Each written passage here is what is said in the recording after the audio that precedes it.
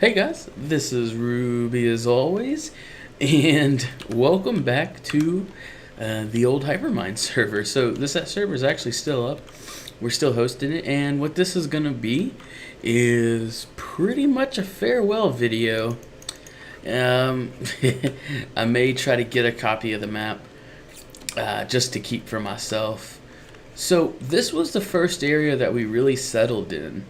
This is an extreme hills. Spawn is kind of diagonal off that way, about something 100 blocks, like 600 or so. So this was our first little house that we built. Before we had anything, I just kind of built it and we started throwing some stuff in here. Now this was a really cool project, and I really liked it. I gotta change up the key. Where is it? There we go. Perfect. Okay, so yeah, these are all filled up with really crappy bees. This is very early on, and we used to have like 20, 30 apiaries right here, and those all got moved over to the bee house eventually. After that, I was really just centrifuging lava, full extra dimensional barrel full of copper, through 33,000 electrum, 63,000 tin, 35,000 tiny piles of tungsten, and then we got a whole nother full extra dimensional barrel full of copper. That's a lot of copper. Here's a bunch of diamond chests full of ores from quarries that I just never processed because I never really needed them.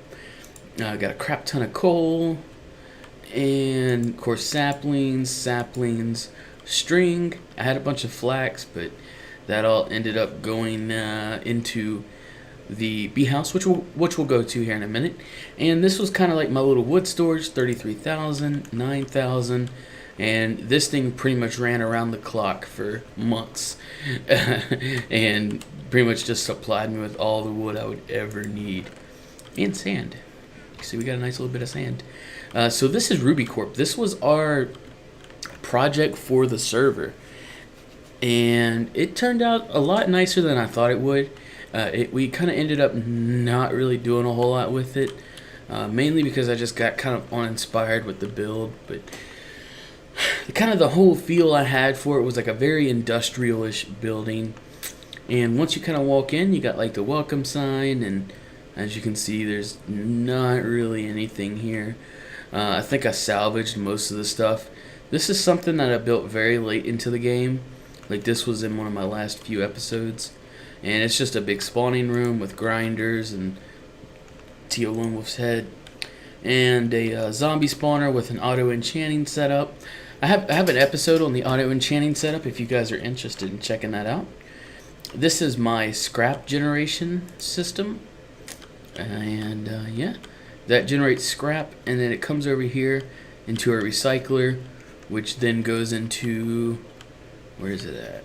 Into a tesseract, which comes over here, and here is my huge lava tank, 14 million units.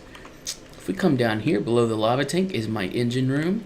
This is 128 magmatic engines, a lot of power. And then in here in the middle, I have a matter fabricator, which isn't doing a whole lot because none of these chunks are loaded ever anymore.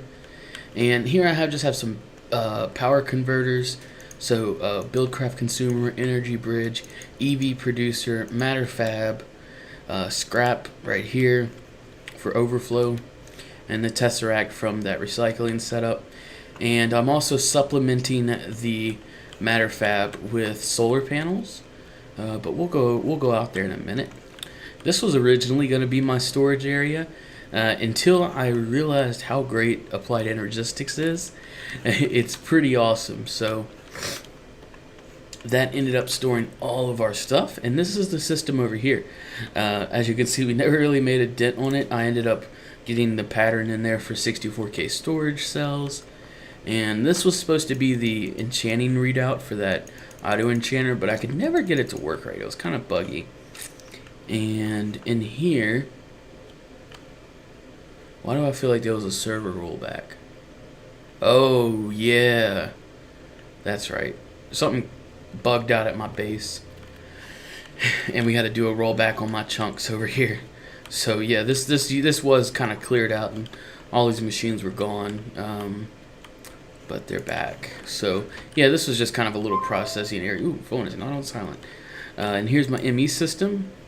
Got lots of cool stuff. 14,000 gunpowder, 8,000 redstone, a crap ton of steel. That doesn't seem right.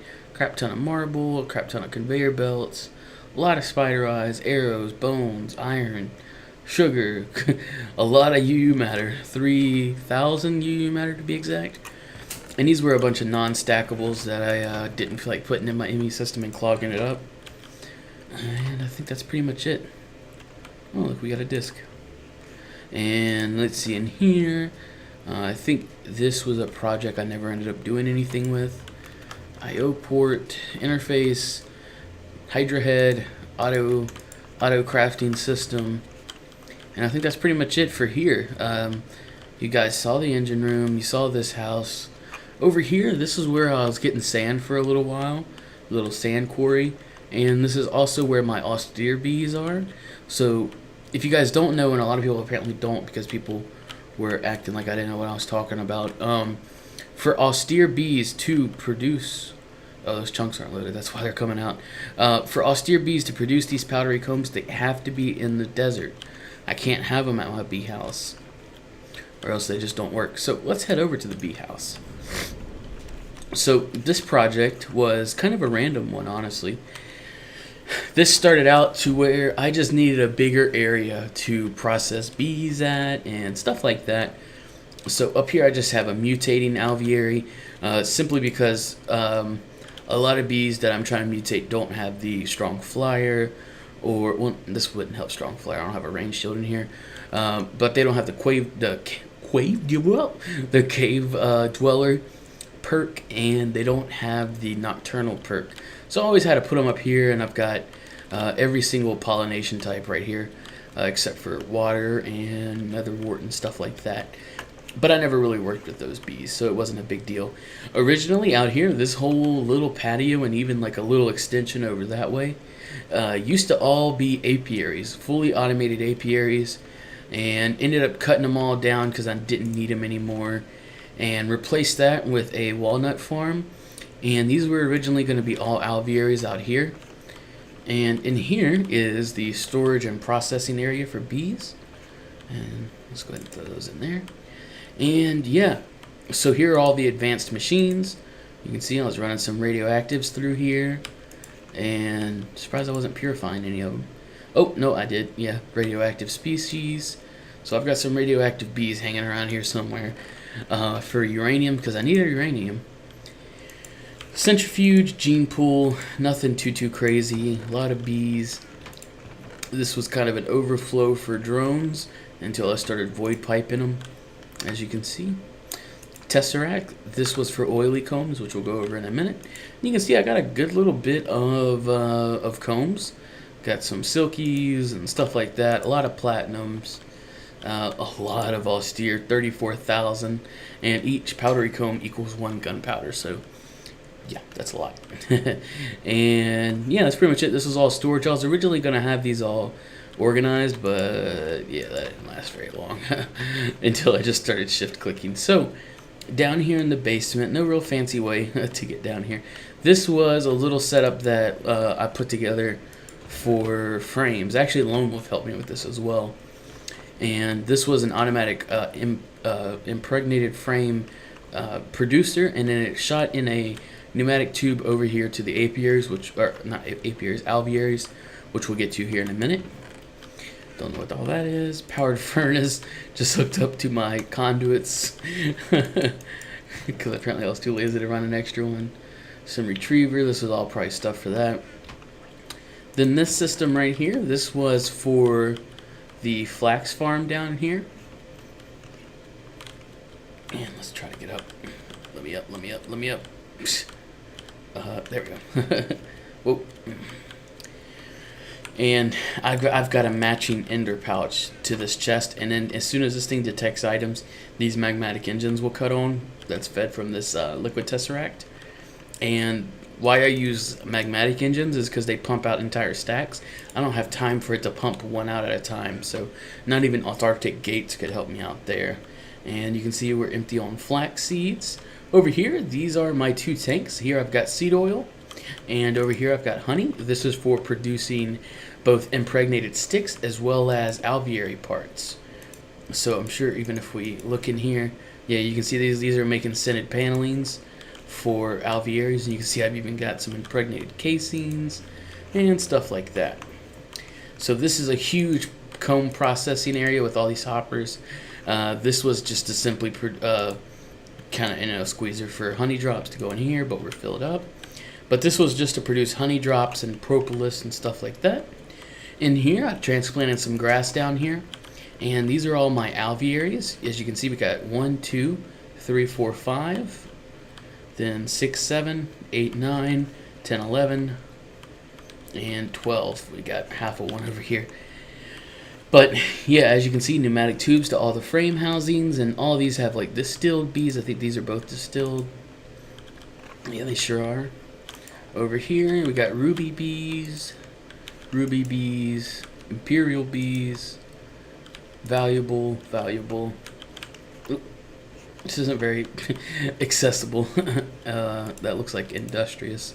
Yep, industrious, valuable, and valuable, nothing, refined, valuable, and I think this would be valuable as well. Yeah.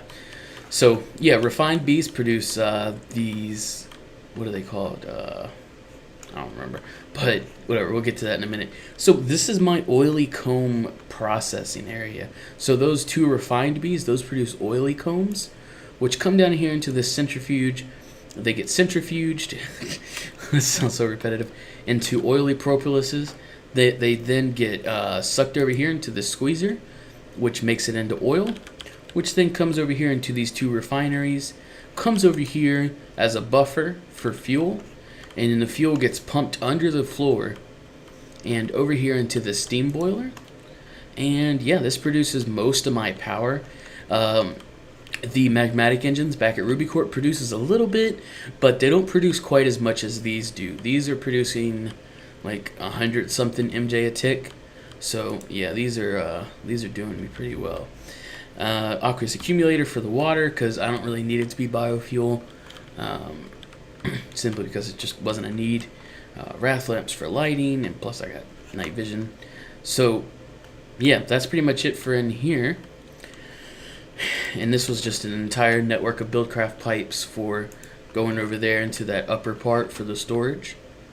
So I think that's pretty much it for here. Oh, this is a big tank of liquid DNA.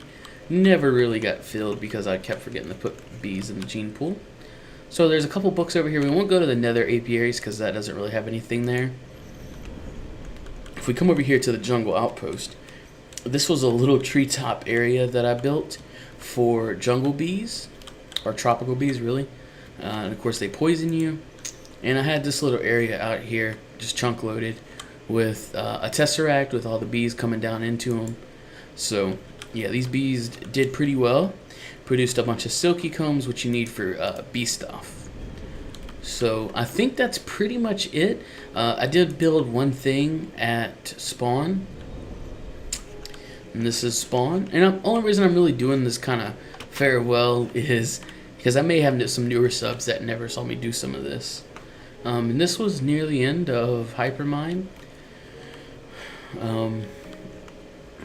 Wonder if we ever got any trades.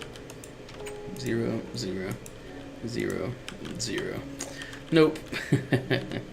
Oh well. But this is our little franchise location for buying rubies for iridium, or buying iridium for rubies. I forget what exact our thing was. Tall sugarcane mod. That's kind of a long running joke on this server. But yeah, that's pretty much it, guys. Whoa. Oh, never mind. I thought that was like exposed dirt, like a creeper blew up. Not much else was ever really done here. We got a bunch of shops here and stuff like that, and music seems incredibly loud. Whoa. So yeah, guys, that's gonna be it. I figured you guys would kind of get a kick out of this little kind of farewell video, if you will. This was a really fun server. And I think the whole fact that I got on here as soon as I did, like as soon as we launched the server, really helped out. So that's the First Church of Zion and stuff like that. If you guys are interested in seeing more, because we got a lot of great people on the server, if you guys are interested in seeing some of their builds, you can even go back in my video and look for the Hyper Tour videos. I believe it was 3 parts to that series, and I went from member to member to member to member, going over all of their builds and stuff like that. Or at least the ones I could find. I think I missed a couple people because I didn't know where their base was, but yeah, that's gonna be it. So hopefully you guys enjoyed. Hopefully you guys really got a kick out of season 1 of my Let's Play Feed the Beast. And yeah, season 2 already started with episode 1 on the New World pack. We went exploring with Zueljin. If you guys missed that video, definitely go check it out. It was a lot of fun hanging out with Z and us just kind of derping about, and I even died in the video, so you guys should get a kick out of that. But yeah, guys, that's going to be it. If you guys did enjoy season 1, let me know, because it was definitely a really fun experience for me, and meeting all the guys and building alongside of them was a lot of fun. So hopefully we'll be continuing. What's up with this tree? It got like hacked in half. Hopefully we'll be continuing. Well, not hopefully. I know we will be continuing that fun in season 2. So be on the lookout for that, and I'll see you guys next time.